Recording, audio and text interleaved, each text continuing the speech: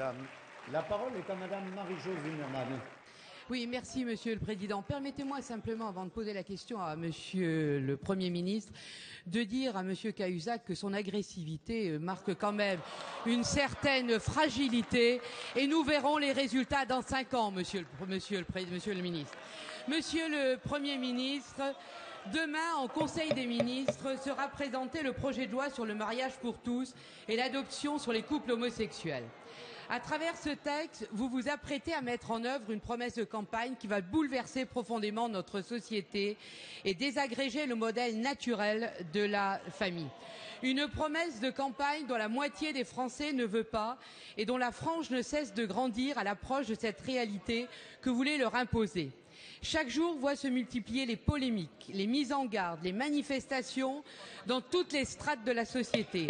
Chaque jour, des centaines d'élus, d'associations, d'éminentes personnalités vous exhortent à lancer un véritable débat national sur un sujet d'une telle ampleur, mais chaque jour, vous vous enfermez un peu plus dans vos certitudes en refusant obstinément d'organiser la consultation. À travers cette loi, il ne s'agit pas seulement de toucher à la structure juridique et administrative de notre pays. Cette loi s'attache à l'humain, Monsieur le Premier ministre, à l'enfant, à son identité, à la notion même de filiation. C'est une véritable révolution de société qui remplacera demain les mots de père et de mère pour ceux des parents 1 et parents 2. Il ne faut toucher à la loi que d'une main tremblante, disait Montesquieu, alors que vous êtes sur le point de remettre en cause d'un trait de plume ce qui constitue les fondements de notre société depuis des siècles.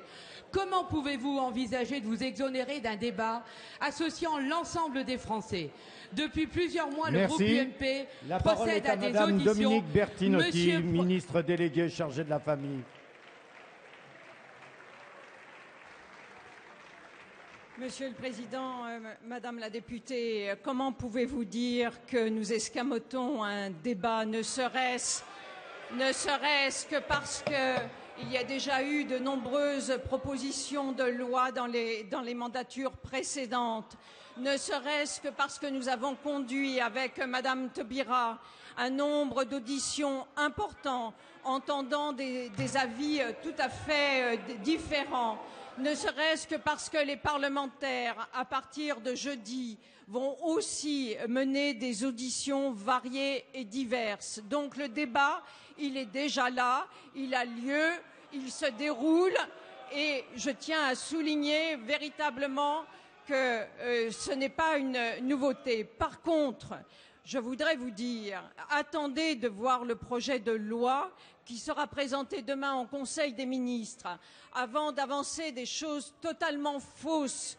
comme l'idée du parent 1 ou du parent 2. Vous ne cherchez non pas à éclairer le débat, mais à faire en sorte de créer des fantasmes, alors que c'est simplement une mesure d'égalité, de respect, d'engagement qui ont été pris par François Hollande et qui fait partie que, effectivement, demain sera présenté un projet de loi sur lequel, enfin, vous pourrez vous fonder véritablement et cesser de raconter n'importe quoi. Et donc, vous verrez combien c'est à la fois une mesure qui respecte la liberté, l'égalité et la laïcité.